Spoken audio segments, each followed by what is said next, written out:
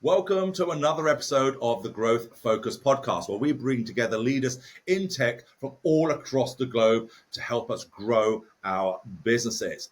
My name is Gary Lafferty, the CEO and founder of Growth Focus Partnerships, where we generate revenue and drive revenue for tech companies by turning leaders in tech from just another expert into authorities and key persons of interest. Now, enough about that, but this week I have the honor of having Jeffrey Chalmers from Sight Machine, and we'll be talking all things finance, because when we run a company, it can't just be product and it can't just be service. The finance is the important part of the cog as well. So we'll be talking things like cash flow mastery. We'll be talking about scenario planning and the importance of that, team, getting the right team on board, and much, much more, including VC's expectations versus company expectations. So without further ado, Jeff, it's great having you here. It's an absolute honor. Why don't we start by kicking off? Why don't you give us a little bit about your background and your pathway to where you are today? Well, thanks, Gary. Good to be here. So my name's Jeff Chalmers. I'm the VP Finance and Operations at Sight Machine. I've been here for 5 years. Started my career in public accounting at PwC for about a dozen years. And then sort of winded my way through a variety of public and private companies as controller, VP controller, working my way up. So a lot of companies that have been smaller, startups, some public companies. Always interesting dealing with the public company side of the business. But my passion is really startups and taking them and helping them to become more profitable and more efficient in their operations. Brilliant. And this is the question I really want to ask you straight off the bat, because there'll be people listening here and going, I can always put that to the side. I can always put to the finances to the side. But, CFOs, VP of finance, head of finances often work behind the scenes when it comes to growing a company. So how do you see your role contributing to the growth and the long-term success of a company, especially a startup? Yeah, it's interesting, Gary. I know when I was starting my career, somewhere along the way, someone said that a CFO needs to know two things: their cap table and their cash. And that's always stuck with me. So, in the role of finance, especially in a startup when you're not profitable yet, I mean, cash is king. So you have to absolutely manage your cash critically, understand where it is, understand what's coming in, what investors might invest, and where the company is and how the company might, manage their cash, what they can and cannot afford. I mean, of course, everyone always wants to spend more money, and you'd love to spend the money, but you've got to also make sure that you're balancing those cash versus the revenues. Yeah. So what is and I'm glad you said that, because yes, it's always, especially when we're going to talk about VCs a little bit later on, but there is this tendency to chuck a lot of money at things really just to get the ball rolling. And this is a good thing. It does sound like sometimes, but there's been so many times we've come across companies that have overspent, they've lent over their skis far too much and actually come a cropper. So what insights can you share with us about that delicate balance between company growth and being fiscally responsible? Yeah, it is a delicate balance, and I'll tell you personally, early last year we found ourselves in that same position at that Sight Machine, but it is really about trying to figure out what you want to invest in, and then make those investments, but not make them not get too much, as you said, over the skis. So taking a look, your biggest investments are generally in people, and so finding out, how you hire people, when you bring them on, even to the extent, quite frankly, when you think about recruiting. I mean, you can't turn the switch and say, okay, I'm going to add a new person in January, and then in February they're going to start selling, or in February they're going to start coding, or in February they're going to start marketing or doing whatever. So you have to, the recruiting cycle is sometimes longer, 2-3 months. The onboarding cycle is also not that fast. Bring them on, takes them 2-3 months to get up to speed. So it is a delicate balance about what you think you're going to need, probably in 6 months, and green light that right now. But then also be very careful about not getting too much ahead of where the spending is. Yeah, I think that's going to be certainly a fear for some of the people that were listening here today. They're going to think, well, I've been down that road before. I've ended up having consultants on the bench. We saw a big upturn. The upturn didn't really happen, or now we've gone past that initial stage. And now we have costs where we have consultants on the bench not producing any revenue anymore. How does one plan for that? It's certainly things we don't expect, like a COVID happening or things like that. Yeah. What's the best way to deal with things like that?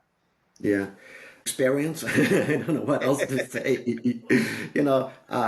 Every 2 years ago, we had a CFO and we did this detailed planning analysis, and we met with everyone in the team, and what do they all say? I need, this one needs a few people, this one needs a few people, this one needs a few people, and then all of a sudden you find that you need another 20 or 30% in the company. Well, that's great. But why do they need it? Probably because the sales guys are saying, we're going to double our revenue. Well, the double the revenue is more difficult. So then how do you scale that up? How do you decide, okay, what are the most critical? What can you do? And then not to be scared to say, listen, I said yes, but the revenue is just not coming in the way it should. So we're going to have to, cut those heads. And quite frankly, probably my biggest project on my weekly meeting is with our recruiting person, and we have a very, very candid discussion. And I will give them instructions and say, hey, this one we're gathering resumes. This position we need to hire more immediately. So it's a very, very interesting balance of where we are. Yeah. Yeah, I mean, staffing is always an issue. And one of the tendencies, I know you and I have spoken about this before, but there's a tendency to say, rather than let's have employees on the bench in whatever role, whether it be marketing, whether it be sales, or whether it be engineering or coding, there's a tendency for some companies to take the easy, more relaxed option of taking consultants, of getting consultants on board. Yeah. But they have dangers as well, right? Why don't we talk about that for a little bit? Yes, no, you're 100% right. We have a lot of consultants, mainly offshore consultants that are very, very valuable to the company. They do a lot of work, but the question is, do we treat them as consultants or do we treat them as employees? And from an employee perspective, every year people get evaluated. If you're not performing, we need to switch you out. So we have to manage that. More recently, I had someone come to me in the US and say, I need to hire this consultant. And I looked and said, well, what are you trying to do? And they said, well, we think we've got some extra requirements in some technical area. And I said, fine. So we're going to bring in a consultant versus an employee. Have you thought about that consultant? Have you interviewed them for the cultural fit for the company? What if they don't work out? It's 3 months of expensive people that have to get up to speed and get working.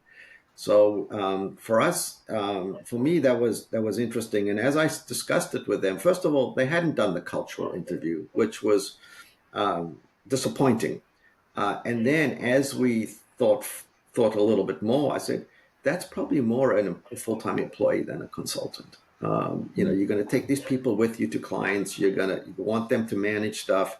So we have to make sure that they consider themselves an employee. I mean, you're going to go out to a big company and you're going to bring someone along that may not have the business card, that doesn't really look the same as everyone else. And so it's interesting that sometimes that happens. It's also in my I don't think people are doing it intentionally, but it's a way to go around getting a head count.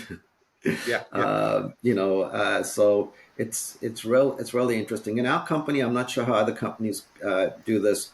The technical screens are just amazing. I mean, we have 1 in 5 people pass our technical screens, and so to get someone into the company, just even past the technical screens, it's it's an act of God. And so you bring them in, they pass all the technical screens, and then we have to get them through the cultural screens, which are even more important.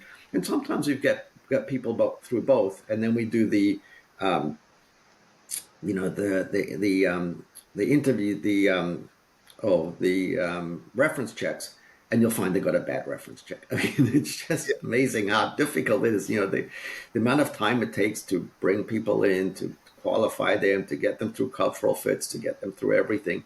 It's really difficult, and so we have to be so careful about how we invest our time and valuable resources. Yeah, absolutely. Yeah. Actually, I'm just listening to you here, and there's people probably going to be listening and go, "Wow, what a process to get things through." But it's almost a good thing unless you have an SOP for it, unless you actually know what the actual interview, hiring, recruitment process is. You can't then really reverse engineer it and see how long it's actually going to take you.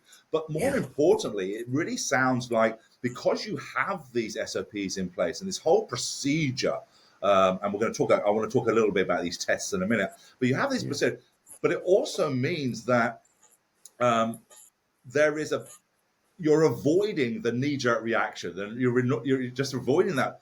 Oh gosh, I suddenly need people, and I've got to get somebody really, really quickly, and then you're really bringing on the wrong person. So you talked about certain tests. Obviously, the technical is self-explanatory. So let's talk a little bit about this cultural testing that you've mentioned Yeah. a couple of times. Why don't you share a little bit of insights about what that is and why is that important? Yeah.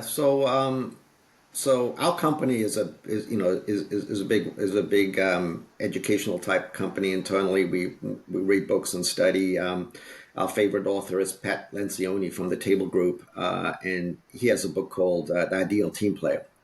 And we'll leverage those attributes: hungry, humble, smart. And through the interviews, especially on the services and the engineering team, which are our two biggest teams, what they'll do is they'll obviously have the core technical testing, and then they'll do some online screening that they have. But the interviewers are given a list of questions from this book, Hungry, Humble, Smart, and told to focus on those parts of it, because what we've seen is you bring in someone that's brilliant, that's absolutely fantastic technically, but if they cannot work with the rest of the team, the disruption is just unbelievable. And you've got a third of the company in engineering, and they're trying to get their work done, and you've got some guy that's trying to drag you in a different direction because he thinks this is what he needs to do, and he just doesn't understand how to do this. Frustrates the rest of the team, and quite frankly, that's often the most turnover in the company. It's not because people can't do the work; it's because they just can't work with the rest of the team. It's fascinating. That is absolutely Yeah. fascinating. Just hearing you say Yeah. that, and actually, Yeah. when you think about it, you're absolutely right. We just don't Yeah. see that. We sometimes think it is purely about their inability to actually do the work itself, but actually, Yeah. it's about their attitude, how they do it. And that's what I said. I love the fact of hiring for attitude as opposed to just for aptitude. Because when you're Yeah. looking at team is so important, and you don't want that rotten apple. And although it sounds so simple, it's a problem that most companies don't even see. They just think we Mhm. just need the skill set in there. We need the aptitude, and that they forget and thinking the attitude will come. Yeah. It'll be Yeah. molded, Yeah. and that's one of the biggest challenges of it. So let's talk about long-term vision with teams. And so, if we get the right person in, you're almost like creating a great foundation for long-term growth as opposed to short-term gain. What are your thoughts on that? Yeah. That's the vision, right? You want to bring in these high producing teams, high effective teams. We still struggle. There's a book over here called Influencer. I don't know if you've heard or read it, but we're starting to study that. I mean, just how do you how do you create the right behaviors? And so if you look at some of the successful professional organizations, whether it be accounting firms or law firms or even consulting firms, they bring in these junior people right out of college, and within a year, maybe even less, they start to get turned into these chiseled, hardened, professionals. And it's because the culture just oozes out of the walls. Mm. They didn't know in the beginning what they needed to do, but there is just some massive cultural changes that force them to do that. And the ones that don't work are voted off the island. They're let go pretty quickly. But if we can do the same thing, that would be fantastic. And it just takes literally one or two people with a different type of energy to help to make that company a little better. I'll tell you an interesting story. Last year, end of last year, we decided we're in a building in San Francisco, a very, very nice building. It was an old printing house, and it has a huge sort of atrium underneath, and then upstairs there's some desks, and we were divided between the upstairs and the downstairs. And because of the number of people that come in the office, it wasn't fully utilized. So I think, just around about the break last year, we moved everyone downstairs. And so everyone is literally sitting next to each other. We've got, I wouldn't even say pods because we got rows of desks. But I can just feel that the energy is different. And you think about it, it's a very, very small thing that we did. Just moving people around a little bit, bringing some whiteboards, getting more collaboration. The back to office is interesting on the hybrid side, and if you want, we can dive into that. But how do you just bring the team a little bit together, get them talking to each other, because we're so used to these Zoom calls and sitting at home and working away, and it's fascinating how you just try and meld these teams together. Yeah, that really is, like you say, it's a fascinating concept, and concept's not really the right word, but the thing is, yeah, I'm a great believer in where appropriate, back to work, because we're not getting the collaboration. This is the reason why this podcast is where it is, because it's about bringing people and leaders together so we can collaborate rather than just having meetings after meetings after meetings about, so where we can actually learn from each other. And if it's just can get one nugget from one person that can make that one person or that one task better, then the whole company gets better at doing it. And I love what you said earlier. It just, if you get it right and you go into these companies, you can actually see it oozing from the walls, like you said. The atmosphere just changes. Yeah. It's a fascinating thing. So that being said, I want to shift a little bit and talk about VCs. Because again, like everything in finance, there's always and entrepreneurship and growing a business. There's pros and cons of everything. And again, when it comes to VCs can be an absolute savior for the company. They can be an absolute fantastic stepping stone, but they can also be the death of you if one's following their detached mentality towards growing that company. And you and I talked about this fantastic concept before, which is the run fast and then conserve. They have this attitude. They say, right, we've got to go run really fast and get these things, and then we need to conserve. Let's talk about that, because this is something which people don't talk about when it comes to VCs. And there'll be people out there listening thinking, oh, I'm going through the same thing with the VCs. I didn't realize that was a thing. Or you better be aware of this when you start dealing with VCs. So let's talk about this challenge of run fast and conserve. Yeah. No, I call it the fear and greed. It's so funny, and I'll tell you a quick story. My first job out of Price Waterhouse was I joined a company, and the day after I joined, we started the IPO process. And as we got towards the end, they were we're trying to find out if the VCs wanted to sell their shares or they wanted to buy more. And it was interesting. So these were VCs. This was a sort of a young company, had been going for 2 years. So this was a great exit for the VCs. And they literally said, if the price is the high end of the range, well, we want to sell. And if it's the low end of the range, we want to buy. And this is how the VCs are, right? It's the fear and greed, right? If they think you're going to run out of cash, cut heads, cut expenses, do whatever.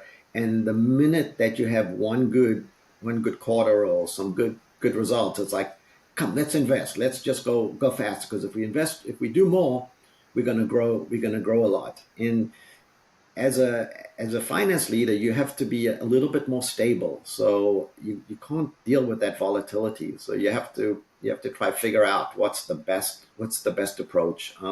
And sometimes even on the boards, which is really the VC investors, you've got some that are conserve, grow steadily, and some that are let's just spend all our money and grow fast. But that's like going to Las Vegas, and if it doesn't work out, then what happens? You've still got people, you've got payroll to make, you've got expenses to pay, and so on.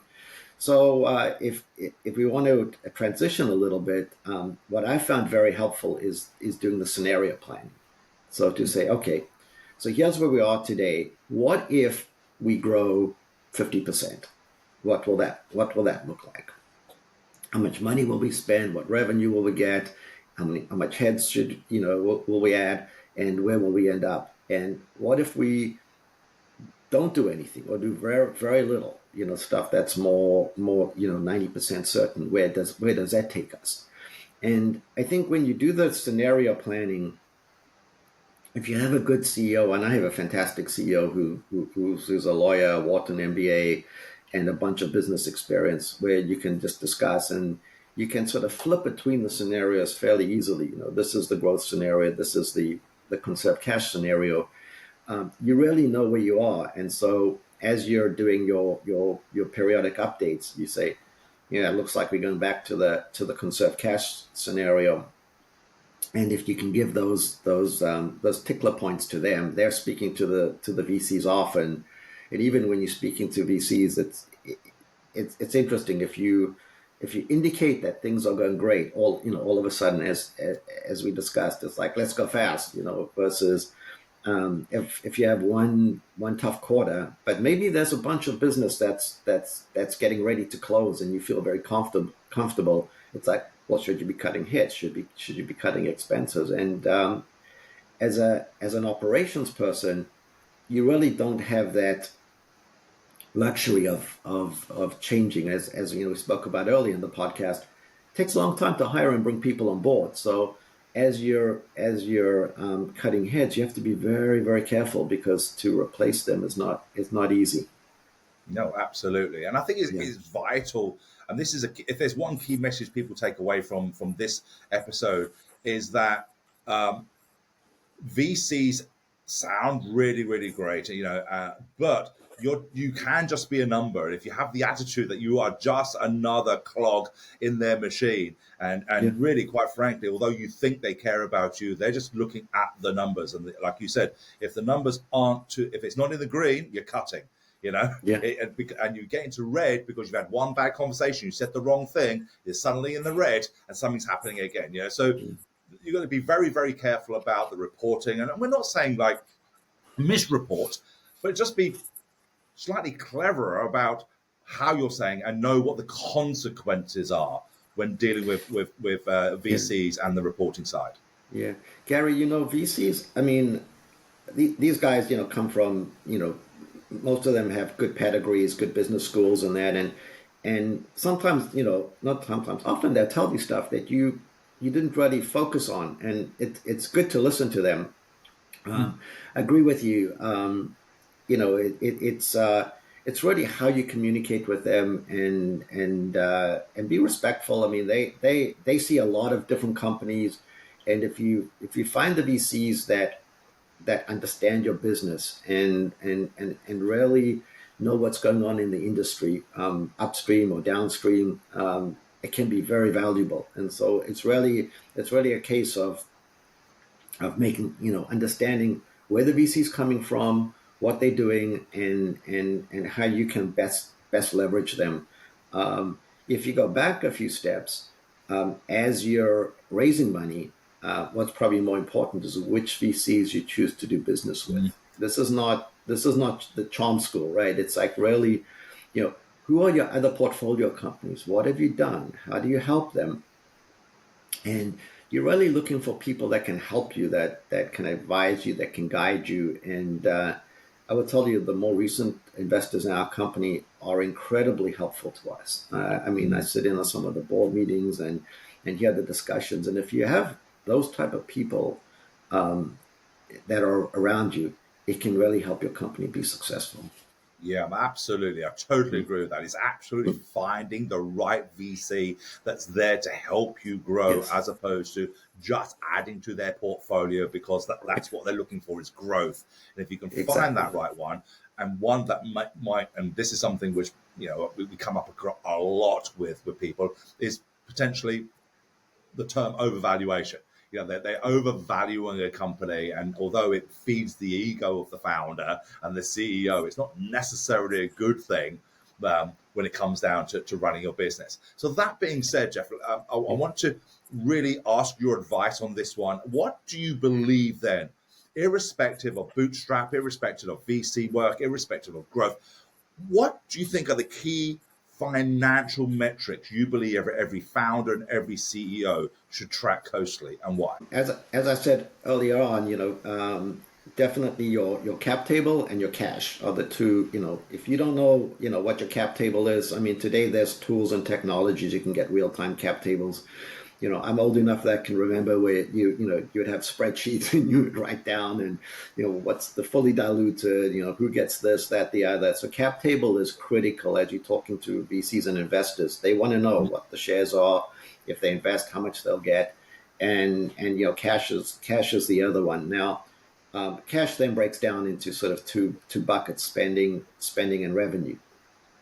So if you know what your cash is, what your forecast is, the expenses you can manage reasonably well. I mean, in our business, it's really headcount is the main driver of that, and then it's revenue. So what revenue do you have? When is it coming in? How much cash does it generate? And from that, you'll come up to metrics. In our business, we're sort of a SaaS company, although we're now branding ourselves towards more of an AI. But ARR is the key metric, annual recurring revenue. So that's the key one. And then right underneath that is something called net recurring revenue, which really, I'm sorry, net revenue retention, which is really how much growth you get from your existing customers. Yeah. So if someone comes in today and buys $1, in a year's time, will they buy, $1.03, $1.05, $1.10, and anything over 1.1 is very valuable. So those are the key drivers in my mind of what you have to be careful and watch like a hawk. Brilliant, brilliant. Thank you for Mm. that. Thank you for that. So I've got one more question for you, Jeff. I mean, it's been fantastic having you here in that. Given all of your experience of, from your uh, PwC day to where you are today, if you could give your younger self or an aspiring CFO or an aspiring CEO of a tech company one piece of advice, what would it be? Transparency. So I've most people are pretty smart. They know what they're doing. They know where everything is. The concept of oh, it looks like my cash might be a little bit low. What am I going to do? I'm going to hide it. I'm going to do something. Transparency is so critical. Telling the CEO, letting the rest of the leadership team know, so that they don't have a different understanding than you do. So it's hard for you to admit that, to be a little bit vulnerable. Say, hey, it looks like we tied on cash. And everyone knows then that as people are coming to them and say, can I do this? Can I do that? They have to be much more careful about how they do things, and whether it's cash or revenue, or where things are. But just that transparency and vulnerability, I think, is very, very critical. Well, I think that's an absolute vital piece of advice. And, Yeah. thank you as a Yeah. transparency, but just being like you said, the humbleness of it, the being the vulnerable part of it, Right. but getting that out right at the right time can Right. really help dividends down the road, really help you down the Yep. road. Yep. So thank you very much. So Jeff, thank you. Listen, it's been an absolute honor having you here and sharing your insights and sharing your expertise. It's been an absolute pleasure as well. And I just want to thank you for coming and sharing your time with us today. Well, thank you, Gary. It's good to spend time with you. Great questions, and hopefully people can get some value out of this podcast. I'm sure they will. And on that note, thank you guys very much for joining us from today. Now, if you've got any insights, which I'm sure you have from Jeff today, please make sure that you utilize them. Otherwise, we all know that knowledge is not power unless you actually take action on that knowledge. So if you've learned something today, please make sure you put it in the comments, make sure you like, and more importantly, make sure you subscribe. But as always, please make sure you share this information with people that we know so that we can all grow in our business. So until next time, thank you very much for joining us on this episode. Thank you again, Jeff. Until next time, we'll see you all soon. Bye-bye.